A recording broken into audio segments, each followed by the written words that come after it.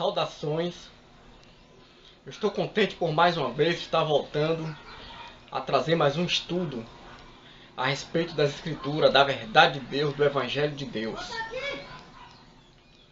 E o assunto que vamos tratar hoje é: eu posso perder minha salvação? Será que uma pessoa que foi salva pode perder a sua salvação? Um cristão pode ser salvo e depois deixar de ser salvo? É o que vamos ver hoje.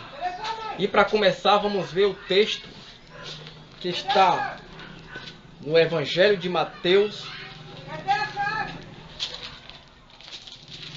capítulo 24, versículo 13, que diz o seguinte: aquele, porém, que perseverar até o fim, esse será salvo.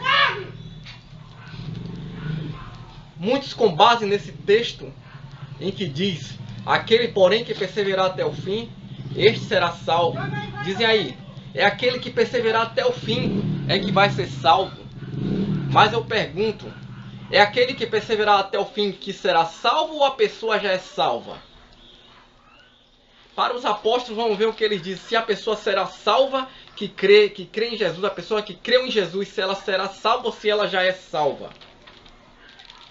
Quando vamos em Efésios, capítulo 2, versículo 8, diz o seguinte: porque pela graça sois salvos, mediante a fé. Isto não vem de vós, é dom de Deus, não de obras, para que ninguém se glorie. Ué, a salvação não está baseada numa perseverança, está baseado na graça. Porque pela graça sois salvos. Primeiro, aqui não pode dizer você é salvo, mas você no futuro será salvo. Ou você é ou não é. Ou é salvo ou não é salvo, ou nunca foi salvo. Não existe será salvo uma pessoa que já é salva. Aqui diz no presente, porque pela graça sois salvos por meio da fé. E isto, que é salvação, não vem de vós, é dom de Deus. Dom quer dizer presente, é presente de Deus. Então, no que está falando em Mateus, Jesus está falando em Mateus 24:13. Aquele que perseverar até o fim, esse será salvo de um período da grande tribulação, que ele está dizendo. Será salvo daquele sofrimento da grande tribulação, porque todo o contexto trata da grande tribulação.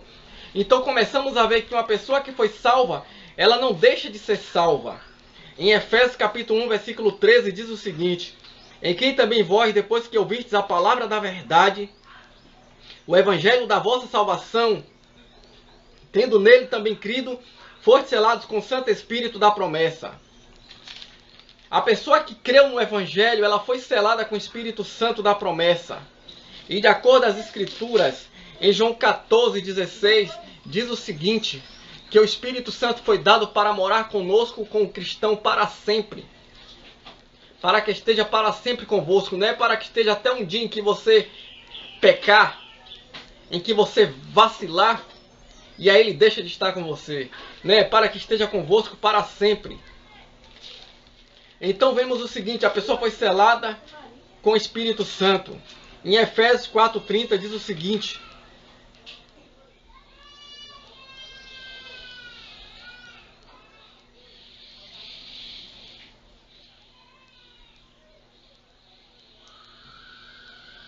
e não entristeçais o Espírito de Deus, no qual fostes selados para o dia da redenção. A pessoa que foi selada com o Espírito Santo, ela foi selada para o dia da redenção. Para o dia do resgate do corpo, que ele está se referindo. O dia em que o corpo vai receber a glorificação. Então quem crê em Jesus tem a vida eterna, tem a salvação, tem o perdão dos pecados.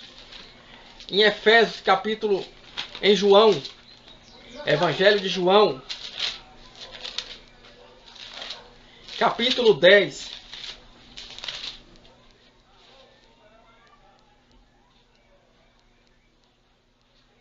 versículo 27, diz o seguinte: as minhas ovelhas ouvem minha voz, eu as conheço, e elas me seguem. Eu lhes dou a vida eterna, jamais perecerão eternamente, e ninguém as arrebatará da minha mão.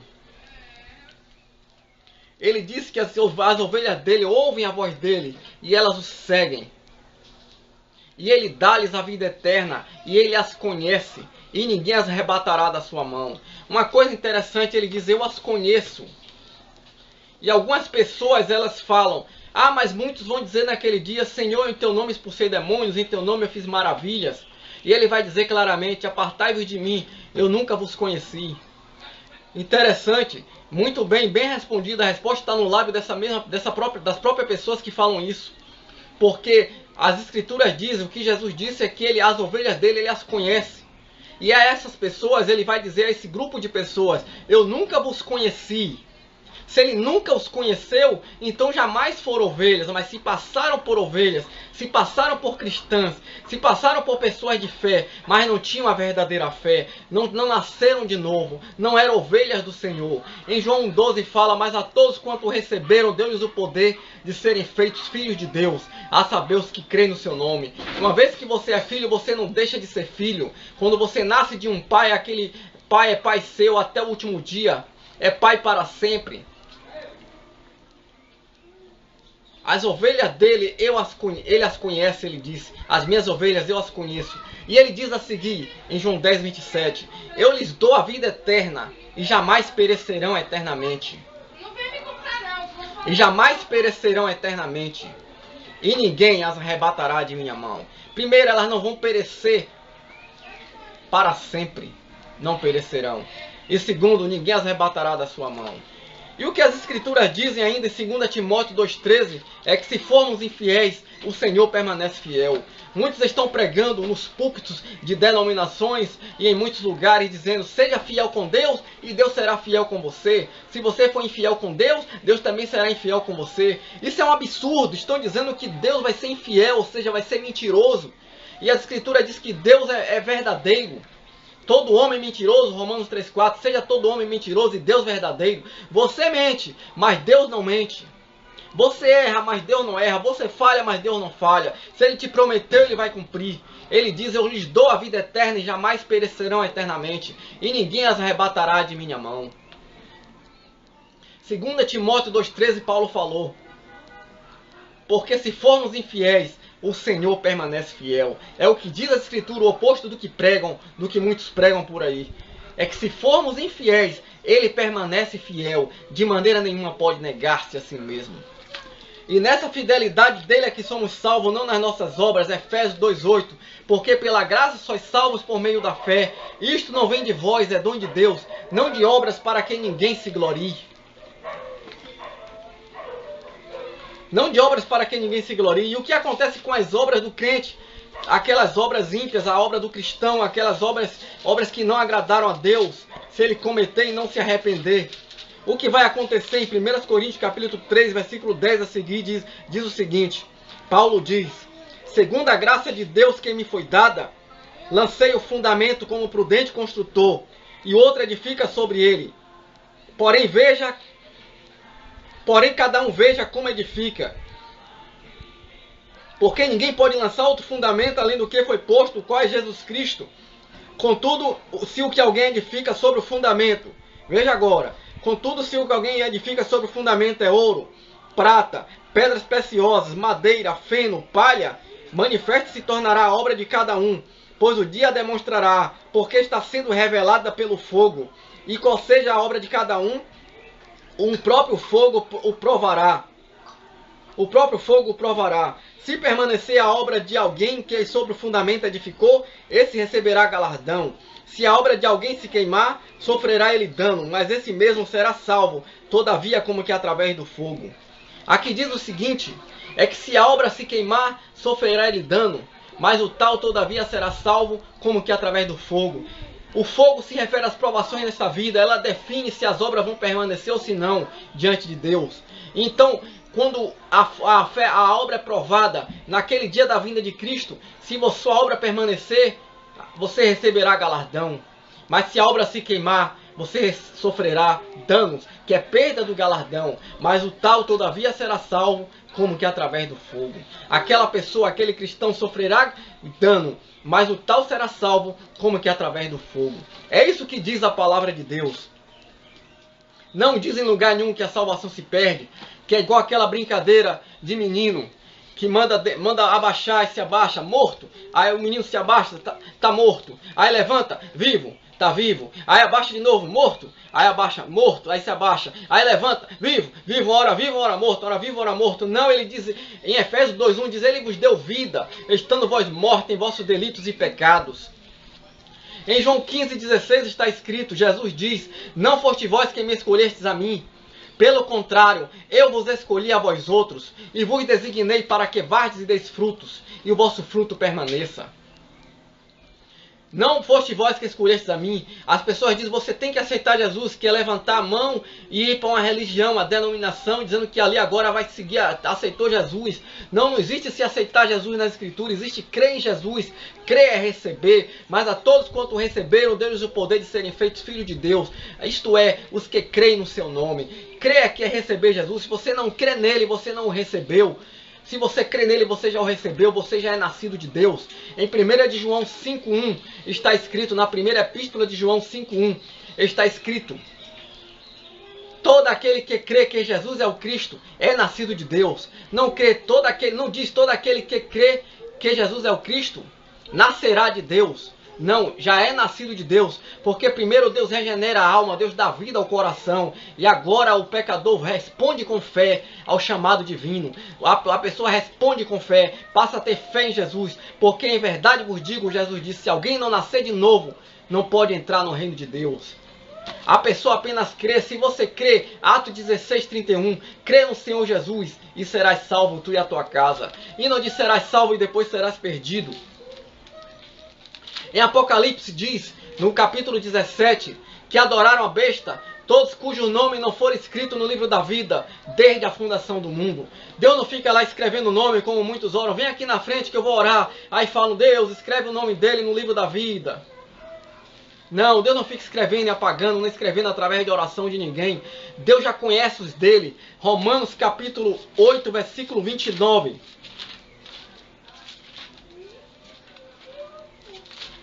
Romanos capítulo 8, versículo 29, diz o seguinte,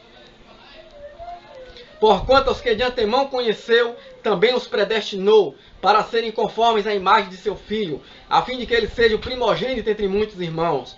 E aos que predestinou, a esse também chamou, e aos que chamou, a esse também justificou, e aos que justificou, a esse também glorificou.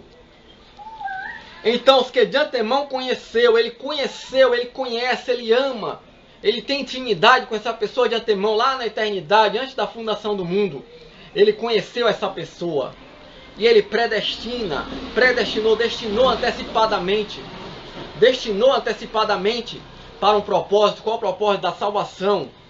Para serem conformes à imagem de seu Filho, quer dizer, que o caráter seja transformado na imagem de Jesus. E aos que ele predestinou, a esse também chamou. Ou seja, ele não chama a todos. Aos que predestinou, a esse também chamou. E aos que chamou, a esse também justificou. Foram justificados os chamados que foram predestinados, os mesmos predestinados. E aos que justificou, a esse também glorificou. E serão glorificados, que é glorificou o que diz aqui, dando certeza que acontecerá. Por isso que já está no passado, a esse glorificou. Serão glorificados no corpo, receberão a glorificação no corpo. Todos os chamados, os conhecidos de antemão, os predestinados. E no versículo 33 diz, quem tentará acusação contra os eleitos de Deus, contra os escolhidos de Deus? É Deus quem os justifica. Quem os condenará? É Cristo Jesus quem morreu, ou antes quem ressuscitou, o qual está à destra de Deus e também intercede por nós. Quem nos separará do amor de Cristo? Será a tribulação, ou a angústia, ou a perseguição, ou a fome, ou nudez, ou perigo, ou a espada? Como está escrito, por amor de ti somos entregues à morte o dia todo. Fomos considerados como ovelhas para o matadouro. Em todas estas coisas, porém, somos mais que vencedores, por meio daquele que nos amou. Porque estou bem certo de que nem a morte, nem a vida, nem anjos, nem principados, nem coisas do presente, nem do porvir, nem poderes, nem altura, nem profundidade, nem qualquer outra criatura poderá separar-nos do amor de Deus, que está em Cristo Jesus, nosso Senhor. Aqui está dizendo que nem anjos, nem principados, nem qualquer outra criatura, nada poderá nos separar do amor de Deus, que está em Cristo Jesus, nosso Senhor. Nada poderá separar você, se você já crê em Jesus, nada poderá separar você do amor de Deus. nem a morte, nem a coisas do presente, nem do futuro. Ah, e se eu pecar no futuro? Aqui está dizendo, nem as coisas do presente, nem do futuro. Porque se formos infiéis, o Senhor permanece fiel. O que acontece se o cristão continuar pecando, sem se arrepender, pertinazmente, se a pessoa continuar sem se arrepender a vida toda, Jesus chega e faz o que aqui em 1 Coríntios 11? Versículo 28 diz o seguinte: examine-se, pois, o homem a si mesmo, e assim coma do pão e beba do cálice. Pois quem come e bebe sem discernir o corpo, come e bebe juízo para si. Eis a razão porque há entre vós muitos fracos e doentes, não poucos que dormem. Porque se nos julgássemos nós mesmos, não seríamos julgados. Mas quando julgados, somos disciplinados pelo Senhor, para não sermos condenados com o mundo. O mundo a que se refere os perdidos serão condenados na vinda do Senhor. Mas o cristão é julgado nesta vida. É o que está dizendo, é julgado nesta vida, para que ele não seja condenado com o mundo, junto com o mundo. Porque em Romanos 8:1 diz que nenhuma condenação há para os que estão em Cristo Jesus. Nenhuma condenação há para os que estão em Cristo Jesus. Se formos ver, até mesmo na antiga aliança já existiam essas promessas. Vamos ver aqui em Salmos 89, versículo 30, diz o seguinte: 89:30, anote aí. Se os seus filhos desprezaram a minha lei e não andarem nos meus juízos, e se violarem os meus preceitos e não guardarem os meus mandamentos, então punirei com vara as suas transgressões e com açoite a sua iniquidade, mas jamais retirarei dele a minha bondade, nem desmentirei a minha fidelidade, nem violarei a minha aliança, nem modificarei os meus lábios, o que os meus lábios proferiram. É isso que diz: o Senhor disciplinará com varas e açoite de homens. O Senhor trará uma disciplina segundo sua vontade sobre aquela pessoa, o objeto do seu amor que ele conheceu de antemão. Mas ele jamais afastará a sua misericórdia, jamais afastará a sua fidelidade, que é a sua misericórdia, como diz algumas outras versões, a minha benignidade. A benignidade de Deus, ou misericórdia, ou fidelidade, ele jamais afastará.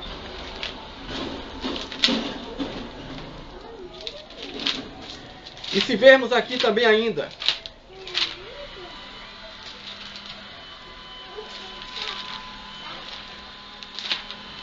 em 1 Samuel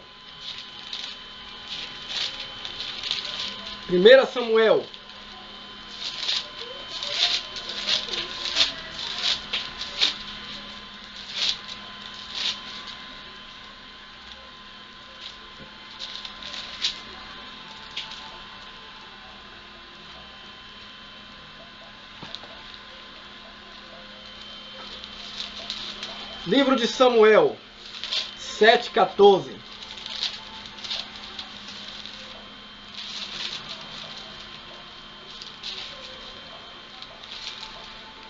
Vamos ver aqui Samuel 7,14.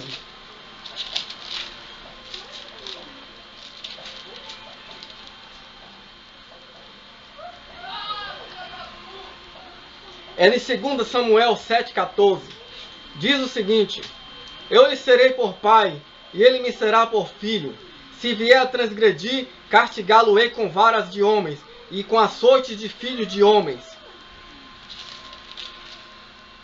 Mas a minha misericórdia se não apartará dele, como a retirei de Saul, a quem tirei de diante de ti.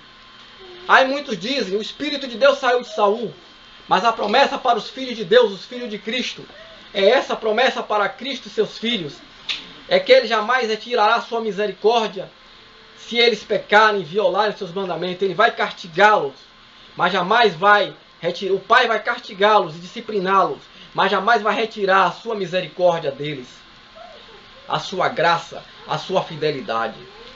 Como diz em 2 Timóteo 2,13, porque se formos infiéis, ele permanece fiel. Muitos estão pregando a salvação por obras. Você só vai ser salvo se tiver uma vida toda reta. Não, mas não é o que as Escrituras ensinam. As Escrituras ensinam que a salvação é pela graça. A salvação é pela graça por meio da fé. Em Tito capítulo 3, versículo 13. Tito 3,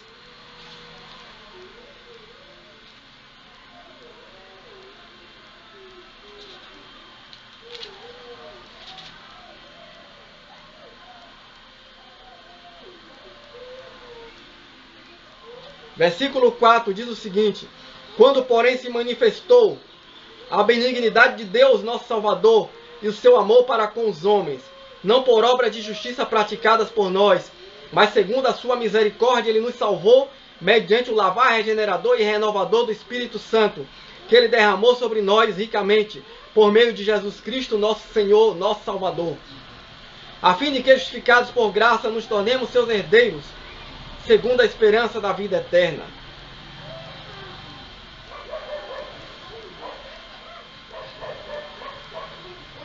É o que diz aqui.